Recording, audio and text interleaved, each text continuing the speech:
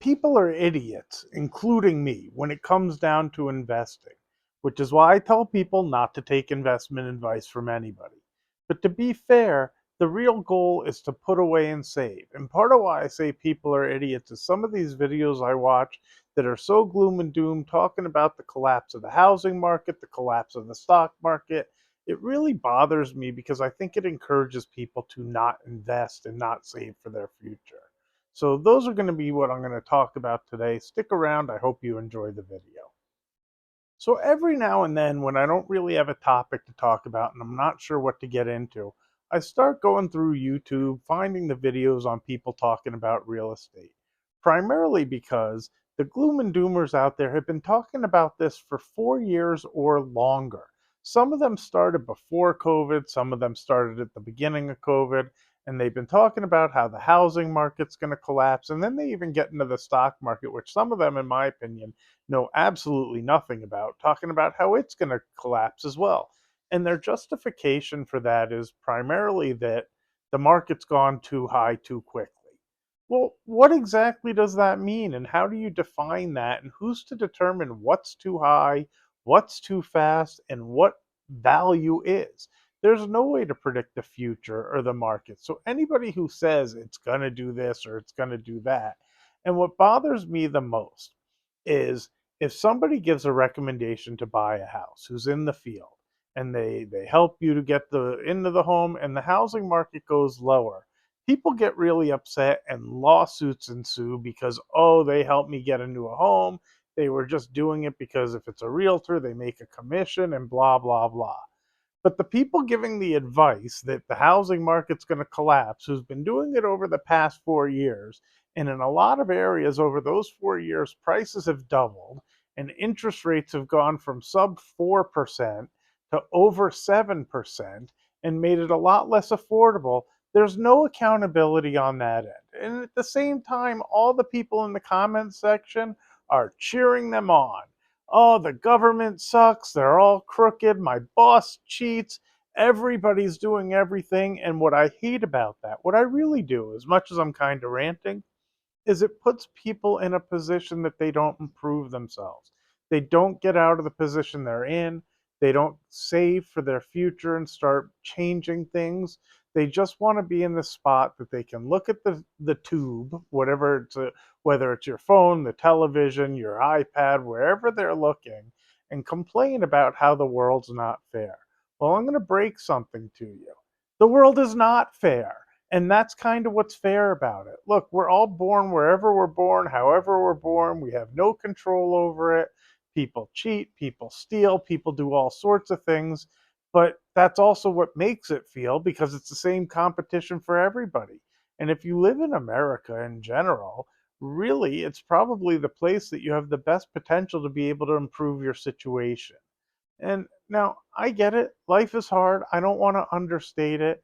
And I've been very fortunate and I was very lucky early on to fall into trading and be decent at it to where it helped build a nest egg really early on, which gave it a long time to be able to grow, which is a little of why I do the channel. Now I also had advice from my parents about saving every penny I could. So even when I was doing really well and I was living in Chicago, I lived in a small one-bedroom apartment. Now, it was in a nice part of town and I was perfectly happy with it. But when I think about what I was paying for rent and what I was paying eventually for mortgage versus the income I was having, it was so minimal. And that was because I was putting away as much as I could to try to save for the future as young as I could. And what I can tell you is the best investments that I found are the ones that I've just let sit for a really long time. Now I'm going to tell a little bit of a story, the same one that I've told multiple times about, my grandfather giving each of his grandkids a gift. And when I look at the timeline, I, I recognize that he probably got some bad medical news, recognized that maybe things weren't going to go so well, and he gave each of his grandkids $10,000.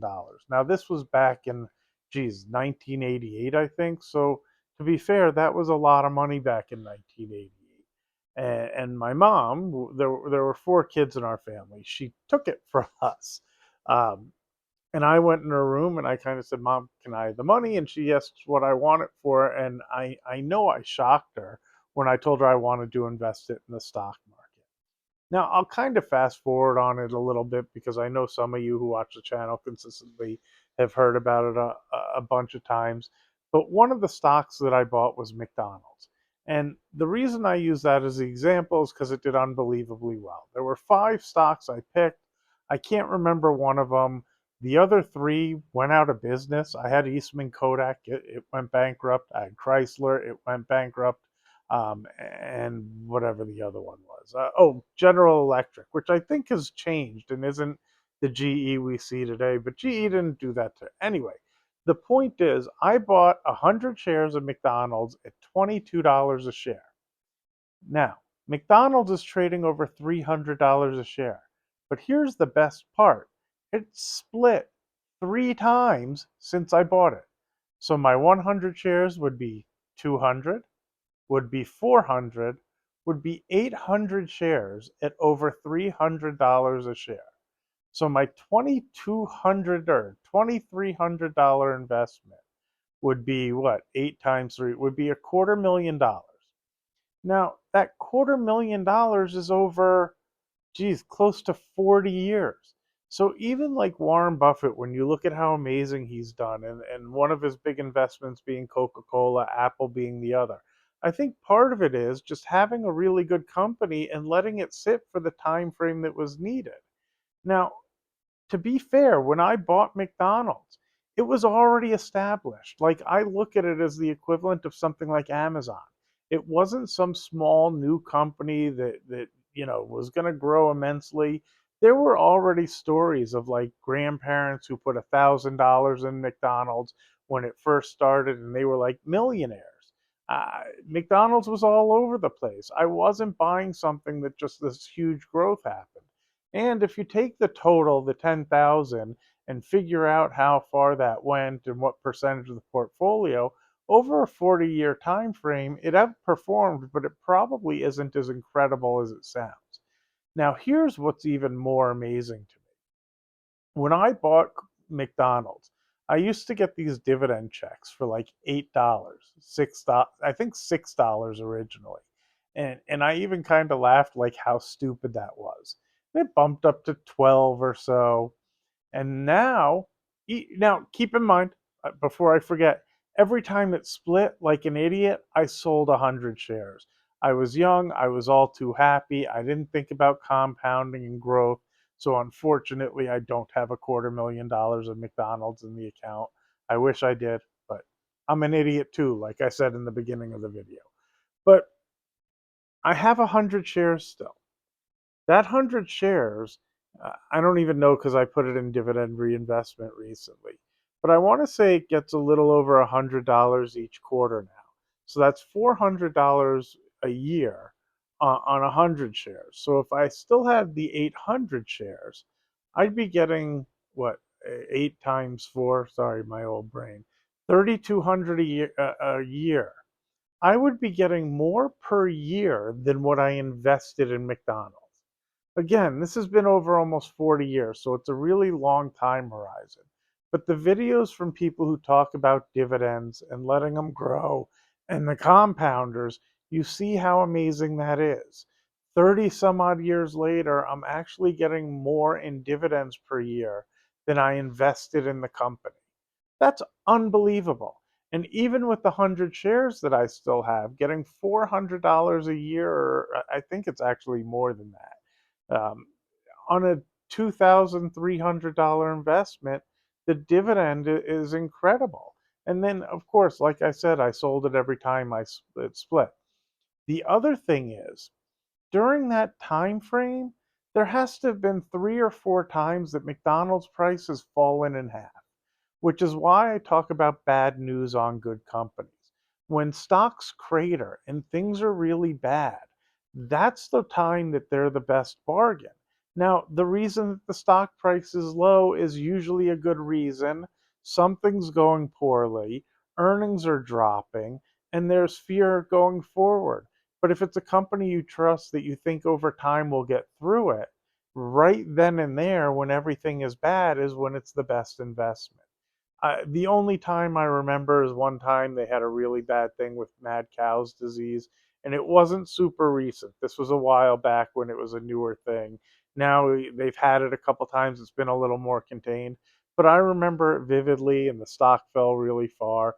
But okay, it was still McDonald's. I was too stupid to understand it, and it's sometimes why I don't dig into some of the research because I sometimes think that, not being so into it and paying such close attention, sometimes being stupid and just buying a good name that you think is a good company works out really well when things are bad. I kind of that's my thought on Target and Nike and Whirlpool, and there's a whole slew of others out there right now, even United Healthcare, that if you can get past the now, it's very hard to look out 10 years. Either United Healthcare works through these problems, figures things out, and they end up making good money and continuing higher like they have been, and they have a pretty good growth rate, or they have some real problems, and maybe even the government puts them on a penalty box for 5 years with Medicare and you get crushed. But if you give me 20 United Healthcares, I have a feeling if you stick with that over 30 or 40 years, you end up pretty good. Now, I don't tend to do it with companies that are, all crazy and fly all over the place, but my set it and forget it account, that's why I don't pay attention to it, and it does better than anything else. I love my trading. I can't help being me. I sell puts, I sell calls. If something goes up a whole bunch, I might get out of it. If it goes down, I might get out of it too. It just is who I am. My background being a floor trader, that's me. At the same time, the stuff that I just leave alone tends to do phenomenal over time. I try to stick with companies that I think are really good names, but it's as much of a guessing game. And if you don't want to make that guess, my God, you have VOO or QQQ or QQQM. You don't even have to think about it. You just set it, forget it, and leave it for as long as you can. And for the yo-yos doing the housing market discussions, talking about how the housing market is going to crash, forgive me for a moment. If you're looking to buy your primary residence, meaning the house that you're going to live in, I don't think you should really be looking at it as an investment. And if you're young, if you're 18 or 20 or 22 trying to get ahead and you think you want to buy a house, maybe you are better off renting and investing in something else. Now, this good opportunity, this is not investment advice. By all means, do not listen to me. Kind of like I said in the beginning, even I'm an idiot, and I don't mean that sarcastically. You need to do your own research and see what fits you for your investment decisions, and potentially even reach out to a financial advisor. And I mean that, I talk about it all the time. But with the real estate in particular, if you're young and you don't know that you're going to be staying in the area that you're in, or things in life are going to come around and change things, you may put yourself in a position where you end up stuck in something that you not don't necessarily want to keep. Now, if you think you're going to have it as a rental or whatever else, but don't use that as an excuse. Take the time, do the math in that scenario, and think of that one as an investment. But if it's simply your place to live in, shouldn't be about an investment. You should buy it because it's the area you want to be in, because your friends live there, because you want security for your family, because if you want to paint the walls purple, you don't have to ask a landlord. Things of that nature. They're good reasons to rent and they're good reasons to buy, and they have to be separated. If you're looking at an investment property, do your due diligence. I take back some of the stuff I said. If it is an investment property, you have to pay attention to the pros and cons. To me, the only advantage of real estate over stocks and other investments is the leverage you're able to put on. I'm happy to explain that, but if you're putting 20 or 25% down, you're borrowing the rest. So if you put 20% down and the house appreciates at 3%, you're really getting 15% return, because let's say the house is worth 500,000, your 20% is 100,000. You've only put $100,000 into the investment.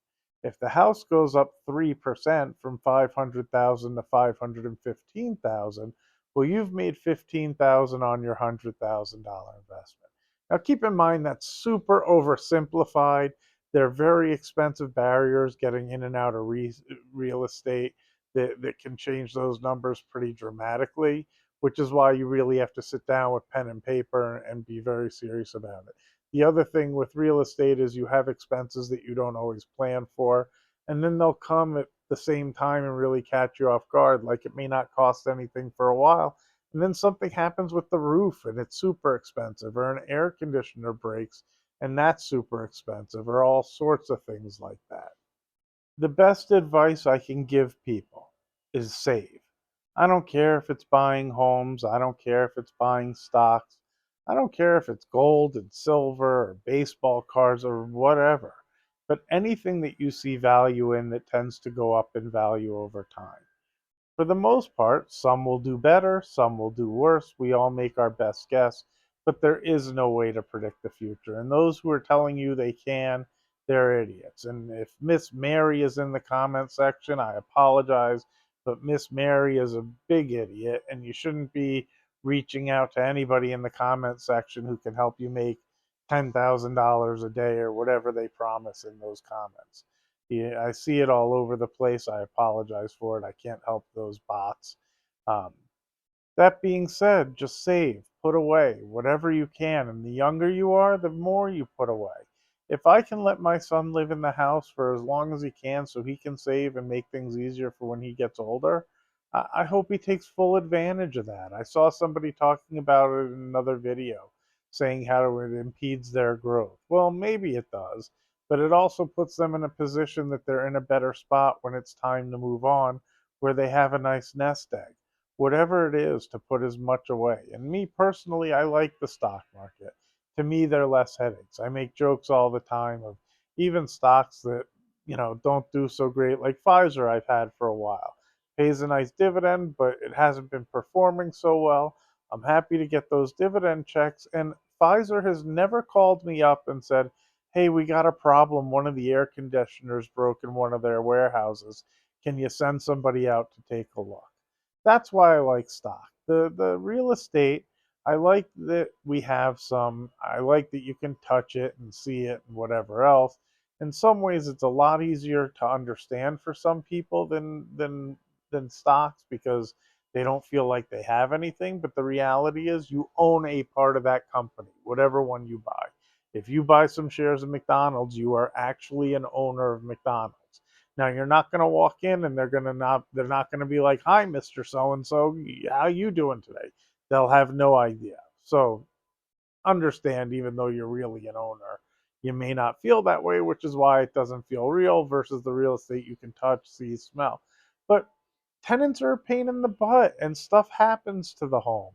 So every now and then you get a call that something's broken. And if you have tenants, like we have a property that we're still charging rents from, I think 2019 when they moved in, or 2018, it's way below market value. But you know what? They put in new flagstones in the front. They've redone lighting and painting and take care of the yard. Like to them, it is their home. They are so easy and such great tenants. That's why I've never raised the rent. I'm so happy to have them, even though we're getting less money technically than we should. Versus other ones that are a huge pain in the butt, and then they're surprised that we raise the rent, but I hate to tell you, my attitude is if they leave, they leave. They call about a light bulb or whatever it is every time I turn around. They'll complain because they just want something new or whatever it is.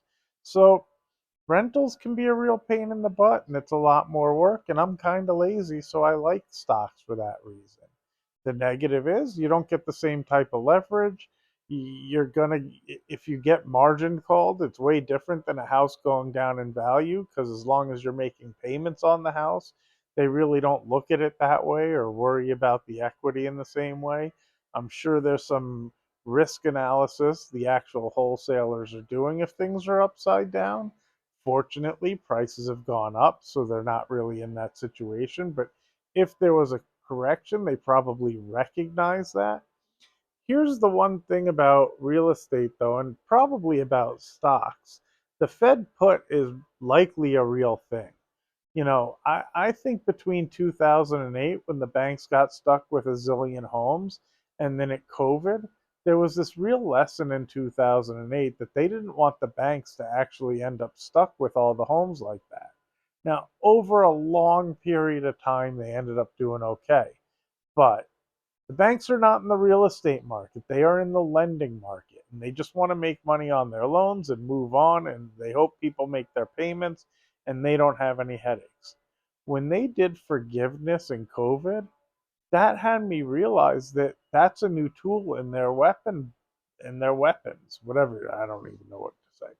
But if we get in a scenario where there's bad unemployment and housing really starts to correct badly, I got a feeling they'll implement forgiveness to stop the market from crashing because they don't want the banks to have all those properties. In fact, even the commercial real estate that was going to have this massive decline and should have hasn't. So something behind the scenes has been worked out with the banks and the borrowers on the commercial properties where those properties haven't really foreclosed. The problem is that fictitiously holds the market a little too high. So I think real estate stays too high for a long time. And if there's ever a correction, well, they're going to just implement these policies to help save it. Terrible for the next generations and the ones after because it really does separate the haves and the have-nots. It makes it less affordable. But instead of getting angry and blaming the world, just recognize or try to be analytical about what's going on and try to be involved and take care of it. You know, so somebody reached out through direct messaging, and I responded, and we actually had a nice back and forth text conversation about one of the stocks I had recommended a while back. And I recognized, he does some really smart analysis on the companies because he watches the government policies. My thought is every 4 years you have a change of administration or some people who are staying in and they work for different companies or they were on boards of certain companies or things of that nature. You can be as angry as you want that this guy was the CEO of this company and oh my God, he's such a crook. Now that he's in office, the stock's done nothing but go up. Or you can recognize that this guy was the CEO of whatever company it is, and now he's in office, and maybe that company gets some favorable bills passed, and maybe that stock does well. And instead of getting angry and blaming them and whatever else, pay attention to the politics and make some trades accordingly. I actually thought his analysis was really smart. It was on Nextera Energy Partners, which has been a huge loser that I picked. Fortunately, I got out of a lot of it after um, one of the earnings was coming around and the information just didn't match up what they were saying. They even changed the ticker symbol. Um, and that was bothersome too because it made me feel like they wanted to disassociate from what it was before. But he had a really good analysis about the bill that's going through and his thought process of what he thought might happen with the new bill that Trump's putting in for the budget. Anyway, I don't know if he's right or wrong, but I think it's really smart to be aware of who's getting the office positions in the government and what companies they're associated with to try to make trades based on where you think policy might go. It's very tough to do, but it makes a lot of sense to me. And I think that makes a lot more sense than actually paying attention to earnings or things of that nature because a lot of things can be covered up or showed differently depending on if there's one time expenses or if companies need a write down or whatever they need to make the books look the way they need them to be. The insiders know what's going on and the politicians do. No matter how deeply we look at the reports and listen, it's not like we get good information to have a real understanding of what's going on. Anyway, I need to stop blabbing. NVIDIA's going to report soon. I do want to go watch their reporting. Curious how the stock does afterwards. I'll get this posted shortly. If you could do me a favor, if you haven't already, hit that like button. No, no, no. Wrong again. Hit that subscribe button, smash the like button, And do me a favor, make some comments in the comment section. Let me know what you're looking at or what you've bought recently, what you've sold you recently, where you're going on vacation. I'd be curious about that too. Um, Looking forward to the one we're going on. Have a great day. And today is what, Wednesday. So talk to you guys soon.